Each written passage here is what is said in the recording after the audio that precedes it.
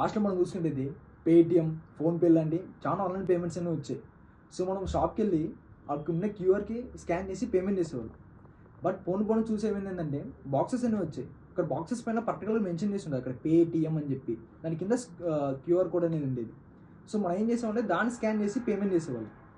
ఆ బాక్స్ నుంచి యూజ్ ఏంటంటే ఒక వాయిస్ అనేది వచ్చేది, సో అండ్ సో అమౌంట్ అనేది క్రెడిట్ అయిపోయింది మీ అకౌంట్కి అని చెప్పేసి. సో అక్కడ ఆ షాప్ కీపర్స్ వాళ్ళు ఏం చేస్తారంటే 125 రూపీస్ మంత్లీ పేటిఎం మేనేజ్మెంట్ అనేది పే చేస్తారు. సో ఇట్లా ఆ యూజర్స్ ఎంతమంది ఉన్నారంటే 8.5 మిలియన్ యూజర్స్ ఉన్నారు నేను రీసెర్చ్ చేసిన దాని ప్రకారం. సో ఈ 8.5 మిలియన్ ఇంటూ ఈ 125ని క్యాలిక్యులేట్ చేసుకున్నాం.